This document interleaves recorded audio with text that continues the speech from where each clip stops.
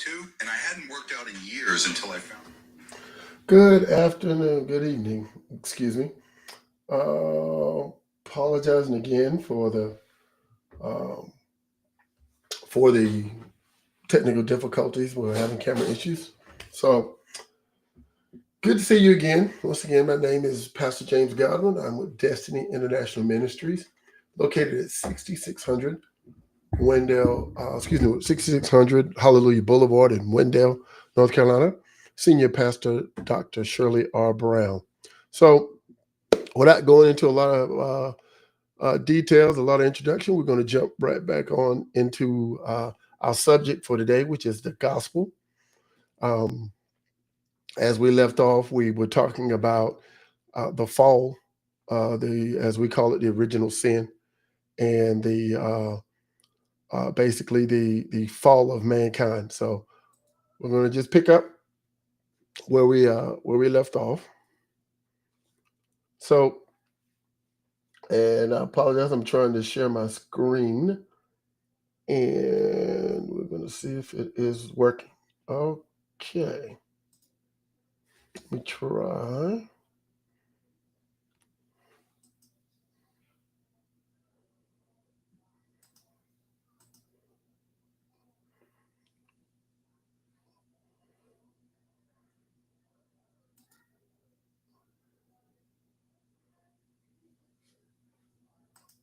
Okay, there seems to be a delay.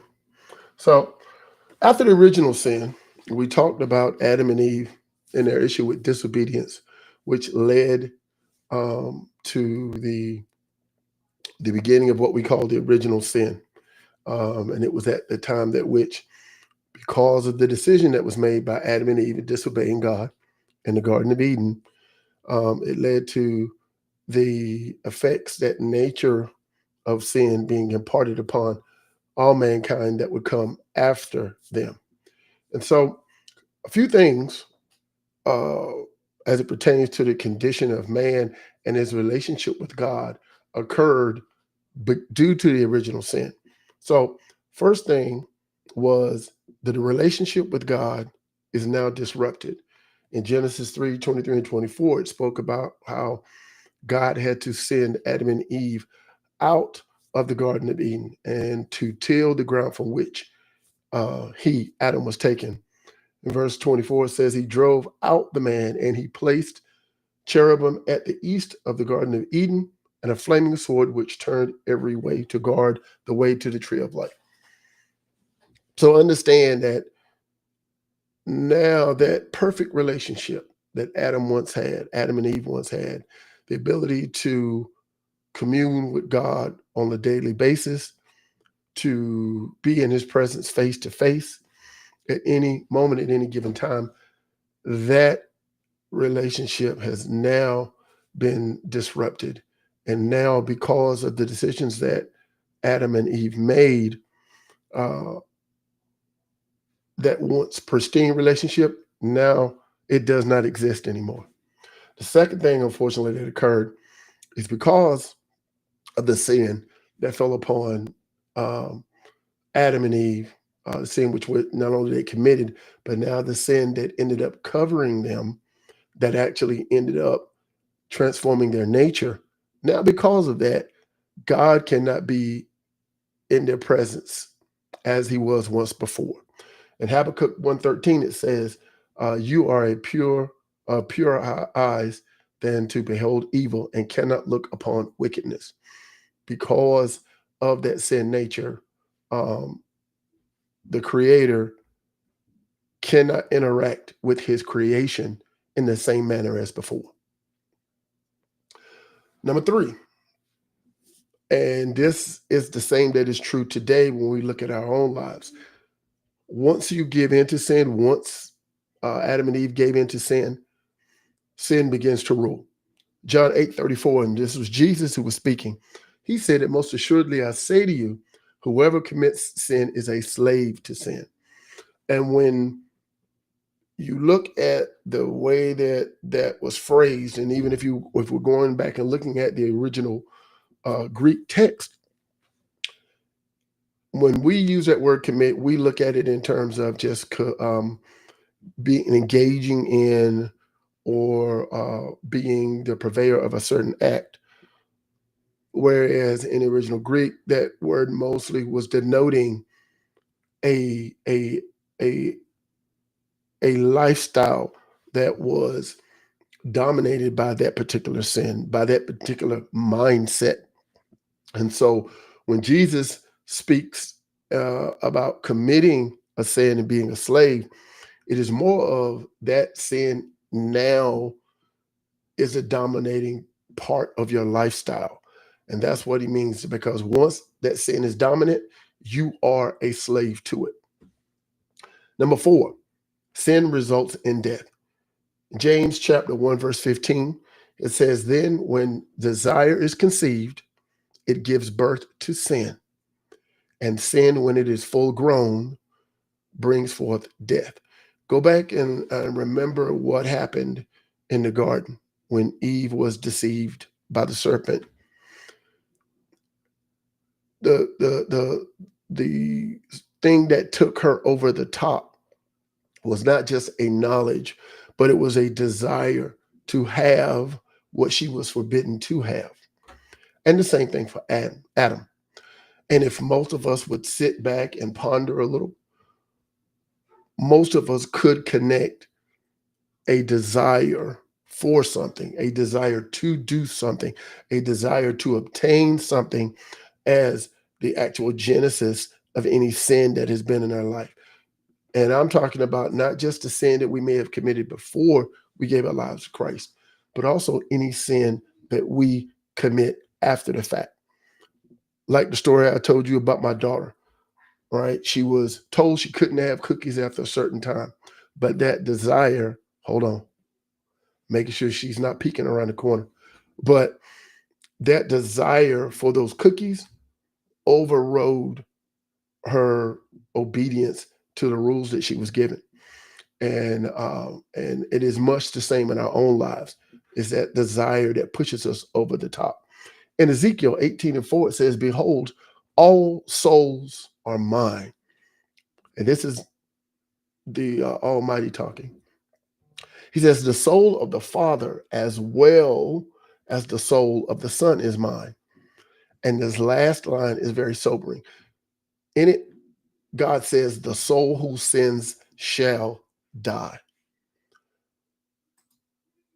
Now, when we talk about dying, yes, we understand in mortal terms, in terms of the bodily functions, the brain activity ceasing in the earthly body. But I thought this was an interesting definition that someone had used in a commentary, and they said that it was the unnatural divorce of the immaterial soul and the physical body, resulting from the separation between God and humanity brought about by sin.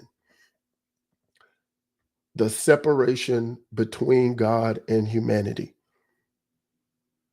Think about Adam and Eve.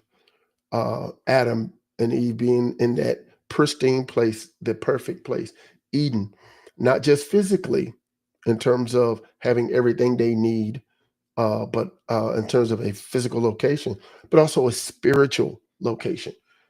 All right. They were at a perfect place in terms of their spiritual stature, but also their spiritual relationship with God. Now, after that, how did God interact with man? Now, to let everybody know, and I'm sure the ones who know me, we could go on for months trying to dissect everything that happened after um, Adam and Eve were sent out of Eden. However, we want to make sure we get the general sense of how God interacted with man after um, the original sin. Now, there were times when God reached out and spoke to his creation at his own leisure. And I've just given a couple of examples. You go to Genesis chapter 6, when he spoke, his spirit reached out to Noah. And of course, we know this is the chapter in which he spoke to Noah and not only informed him of the impending flood, but he also gave him instructions on how to survive the flood and how to build the ark that would be his vessel of safety. Abraham, when he took Abraham, someone who was basically in essence a foreigner, did not know God, not really know, did not know God, but God took him from his native land and brought him over. But God reached out to him. Um, but then also, there are times when he would interact or commune with his creation through offerings or sacrifices. And these were times when they would offer, right, give something of value as a tribute to God. And an example, going back to Noah, after the flood, we know of the altar, we know of the ceremony of sacrifice that Noah engaged in after surviving the flood. And then also Abraham in Genesis 22. I don't know, some of my spelling is a little off today, but anyway, this we all remember was the pivotal moment in Abraham's life when um, he was tested with the sacrifice of his only son Isaac. But these were just two of the many examples of God interacting. So I wanted to include that to let you know that God did not stop speaking to or interacting with His creation. He still did as He saw fit. So it was not a case where God just uh, did not reach out to His creation. Now, when we're talking about offerings, we talked about Noah, we talked about Abraham, and this is set up a pattern in terms of why the gospel is needed. But when we're looking at offerings, we're looking at that sacrificial rite that that mankind would engage in when they were giving things unto God. Um, I call it the attitude in the offering. So we look at Genesis chapter 4, verses 2 through 6. Now, um, this is the Latham English uh, uh, Bible, which is basically almost a transliteration and a little more stricter to the original Hebrew language. And there's a reason why I wanted to include it in this passage. So it talks about in verse 2, it says, Then she, Eve, bore his brother Abel, and Abel became a keeper of sheep, and Cain a tiller of the ground. And in the course of time, Cain brought an offering from the fruit of the ground to Yahweh. And Abel also brought an offering from the choicest firstlings of his flock. And Yahweh looked with favor. Um, and the reason I wanted to that's why I wanted to include this particular translation, because other translation would say that it would say, and Yahweh or God um, respected or God likened. But I think this is a crucial description here. He looked with favor to Abel and to his offering, but to Cain and to his offering, he did not look with favor. And Cain became very angry and his face fell. And Yahweh said to Cain, once again, all right, when we look at how sin has an ability to control the person, to control the being, a lot of it starts on the attitude and how we deal with it, even as in its infancy. And look at what Yahweh said to Cain. He said, Why are you angry? And why is your face fallen? A stark warning in verse 7. If you do well, will I not accept you? Putting an onus on how we handle the temptation, how we handle that anger that may turn into rage. But if you do not do well, sin is crouching at the door, and its desire is for you, but you must rule over it.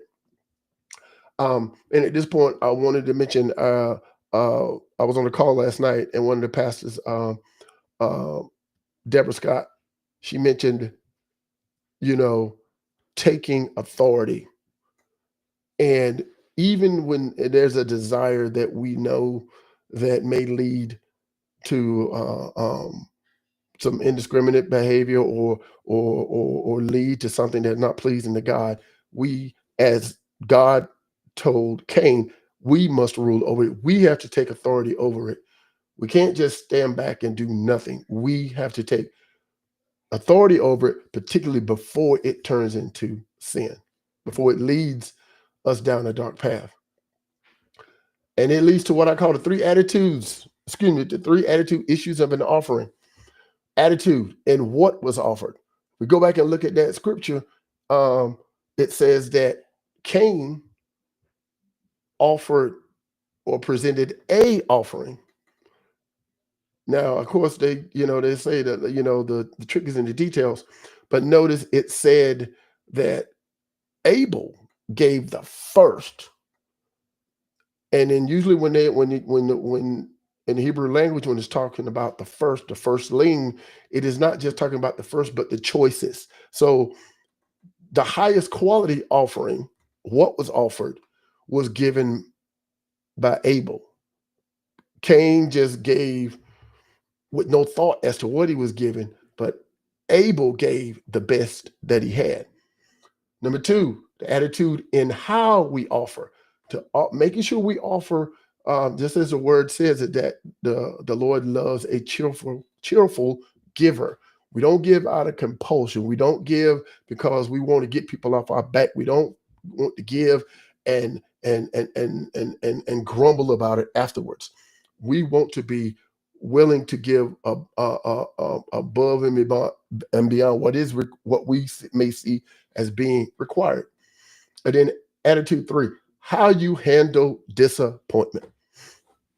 And I know some people are going to be like, well, what are you talking about, Pastor James? Well, reason because unfortunately we do live in a time that we have people that are pushing this agenda and basically trying to push a doctrine wherein your blessing is dictated by the amount of your giving. Now notice I didn't say the quality. I said the amount. Just as in the word when it talked about the widow giving all she had, which was basically 2 shekels. It is about the quality. Are you giving the best?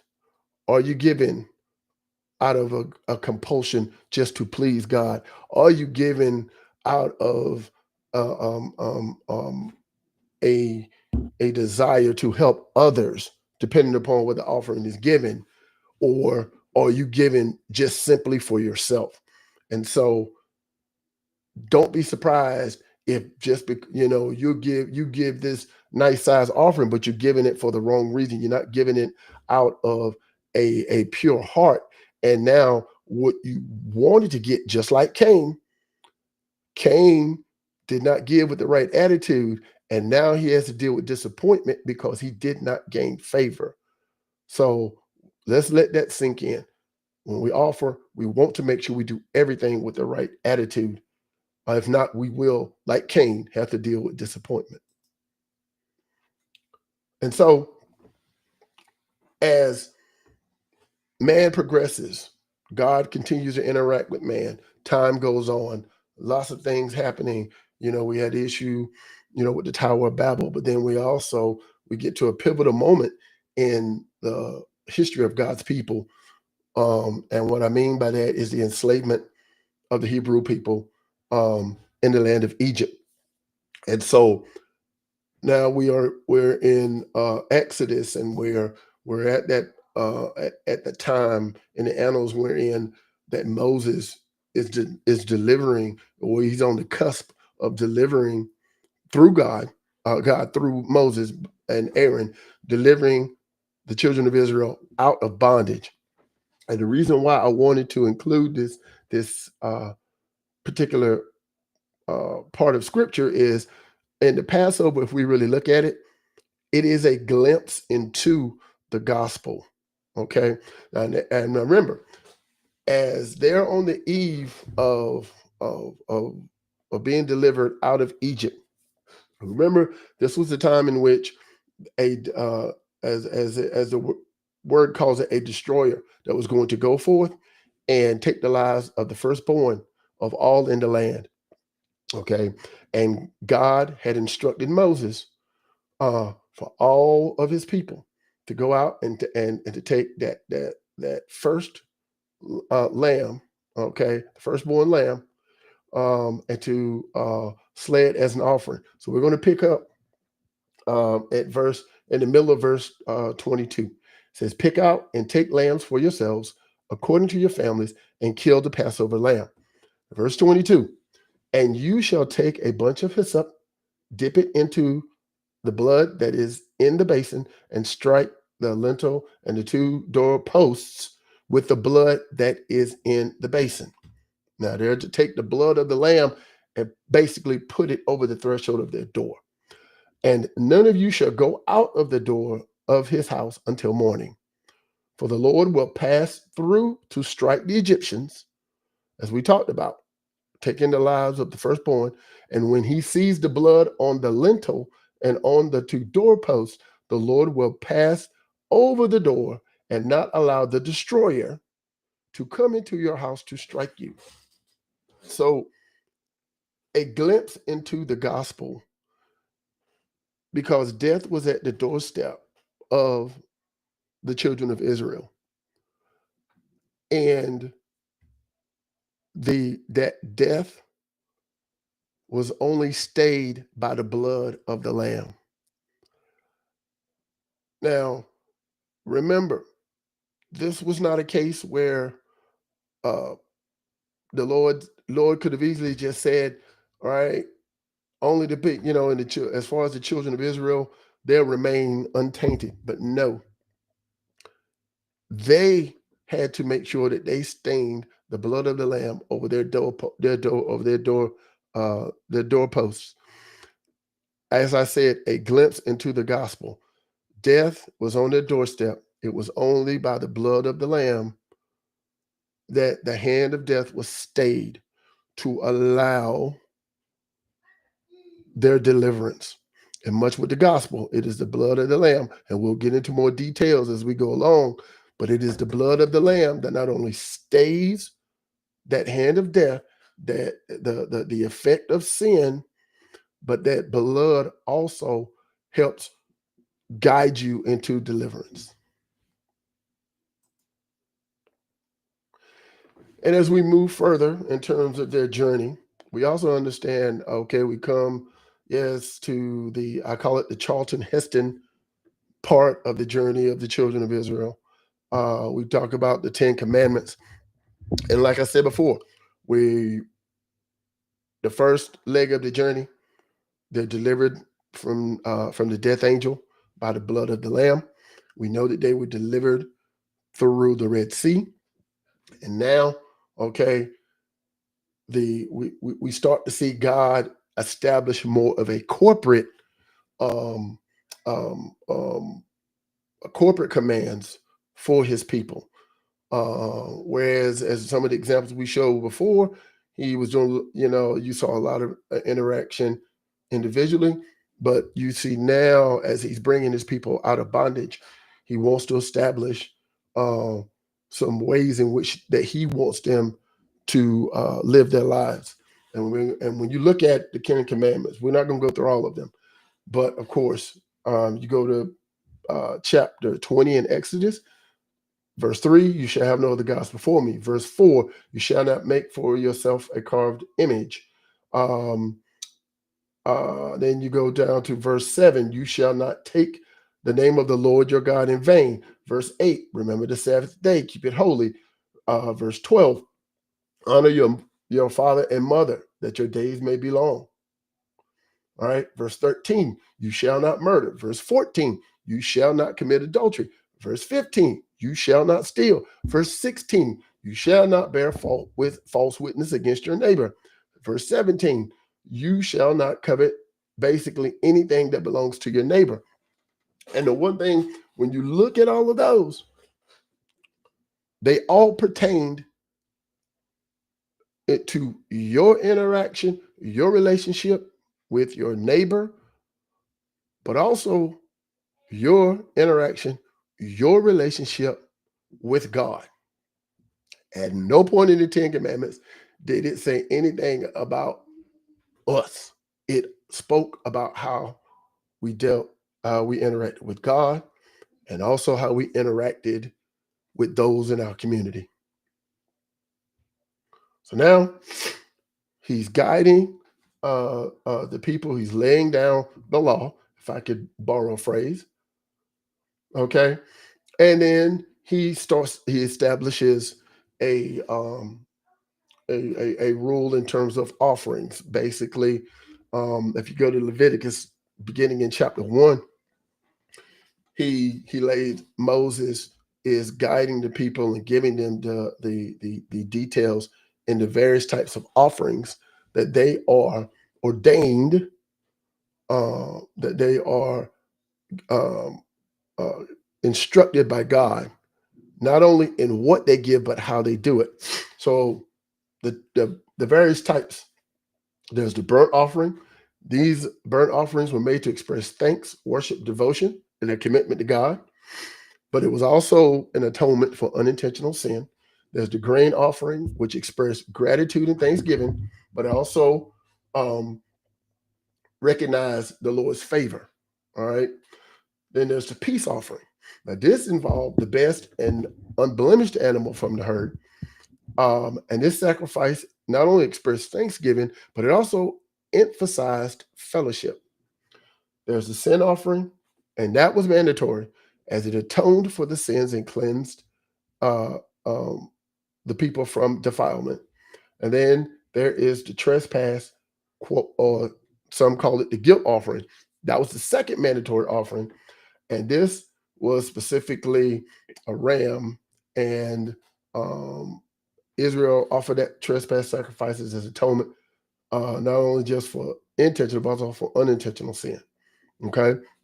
And so even going through that, we go further down the line, and then we come to the Day of Atonement.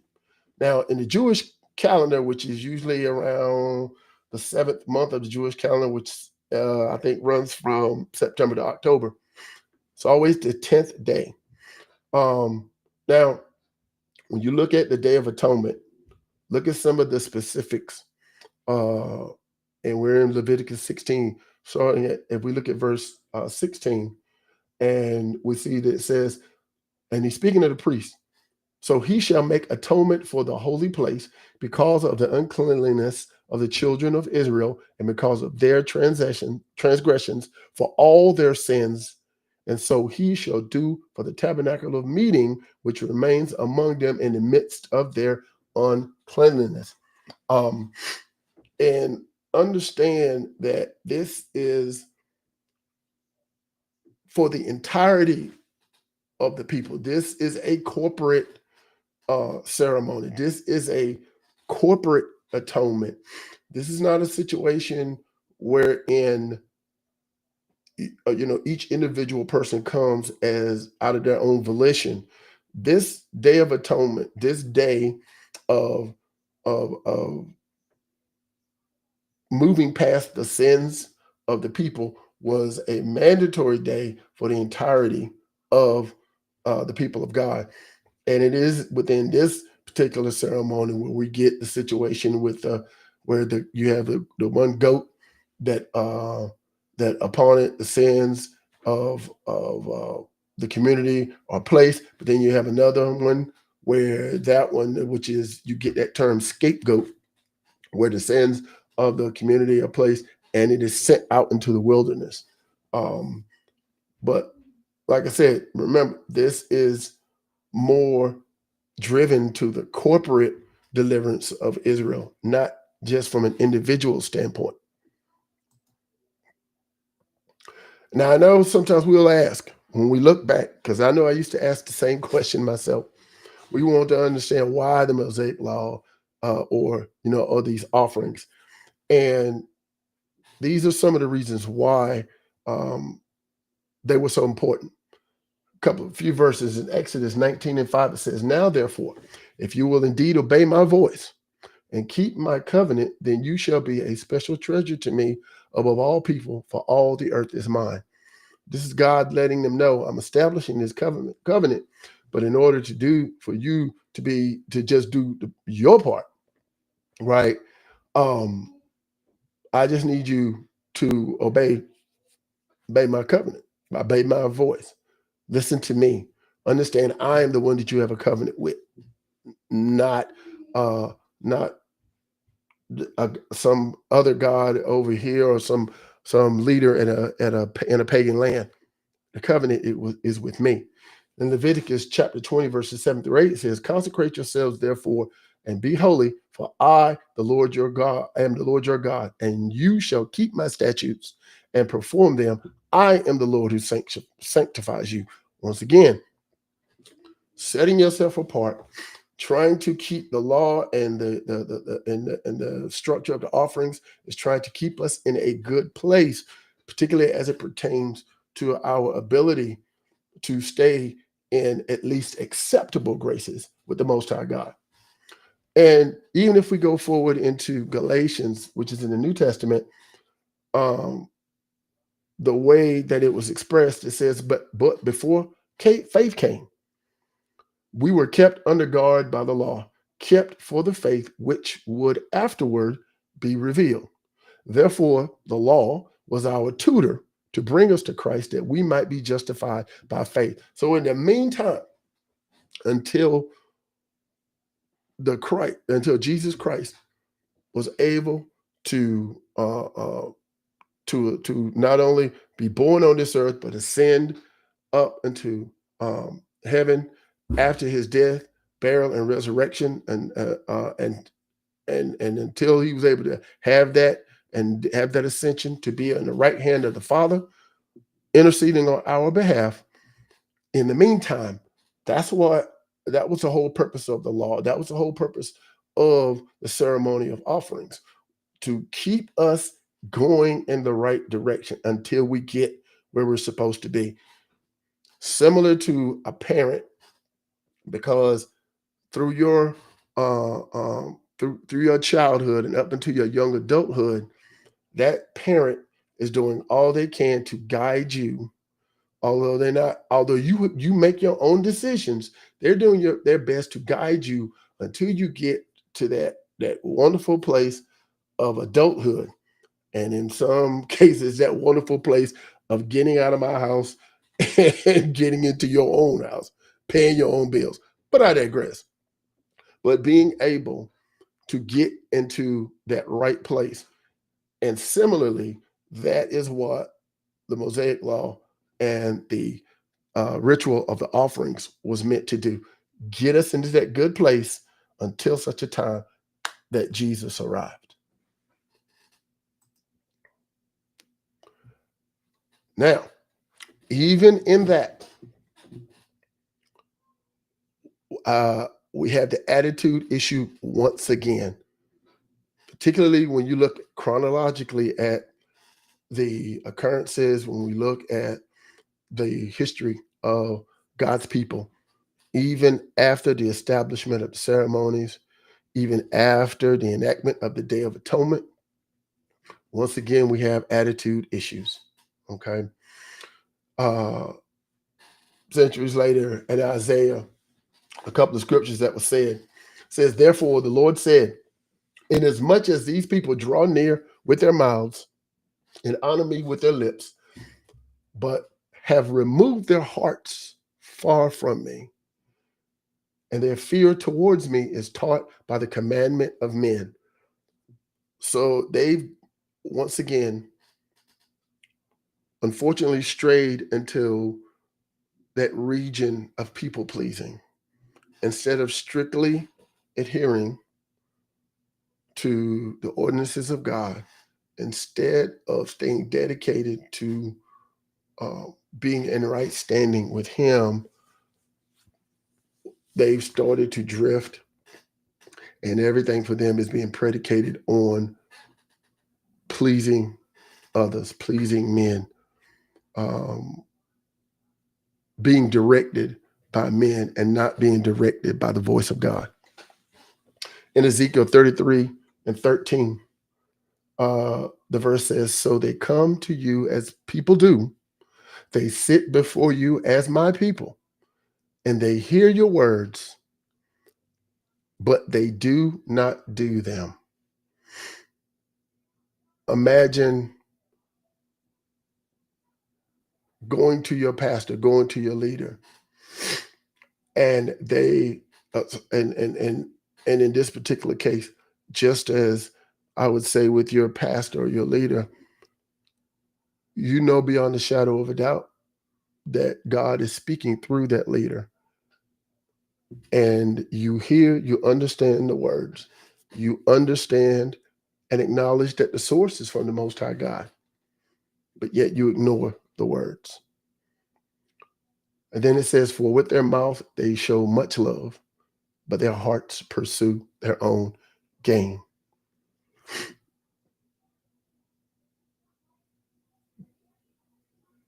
The lip, the Jesus once said that, let your yes be a yes and your no be a no.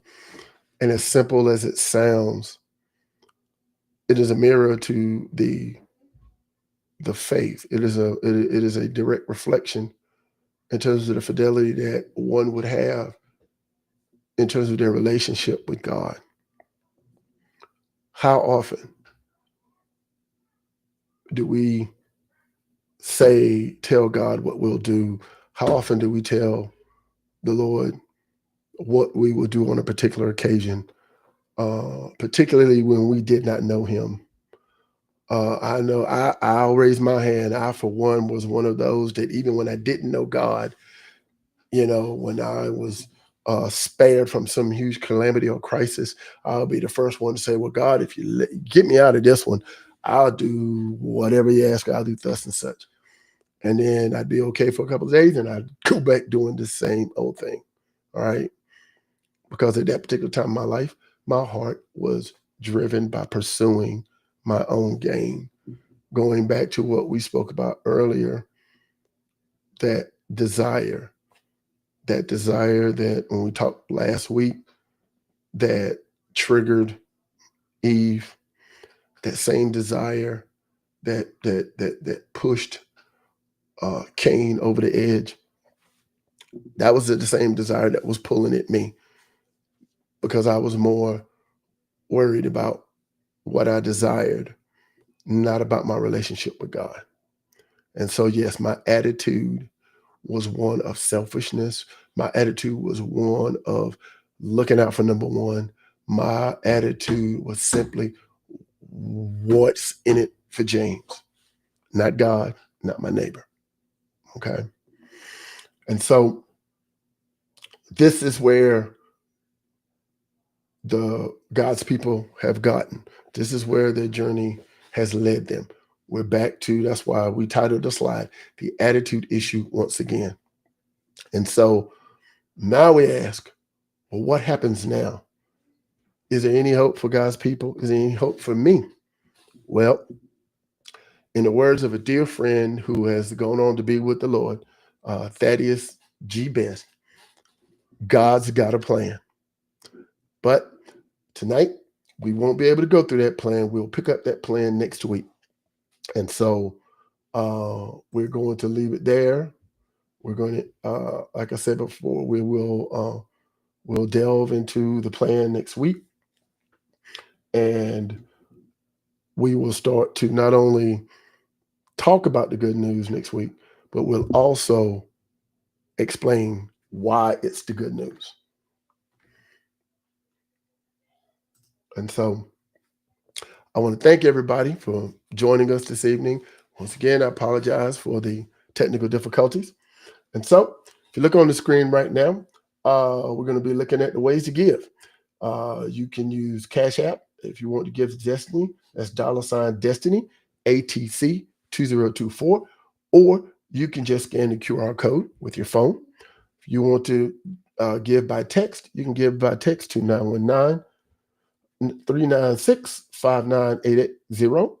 If you want to go online or get information about our organization, go to destinyintministries.org. You can go / to online giving, but while you're there, check out some of the other features on our website.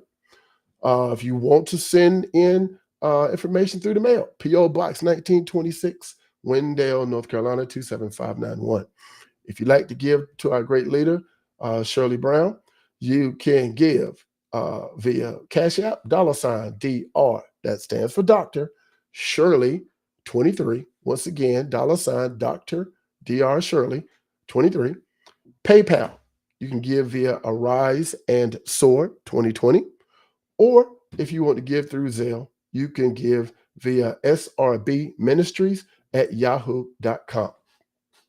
Also, I want to make sure that you don't forget, upcoming this Sunday, we'll be celebrating our ministry's anniversary for 22 years in terms of the physical location, a physical uh, iteration of Destiny. We will be having Prophetess Tati, and I apologize if I mess her name up, Prophetess Tatichi, and she will be not only gracing us and giving us the word on Sunday, but she will also be with us on Monday and Tuesday. And so, once again, I thank you for being with us this evening. Once again, I thank you also for being patient with the technical difficulties. Um, but I also hope to see you next week. And I want you to have a blessed week because we at Destiny are always praying for you. Enjoy your week, enjoy your evening, enjoy your family.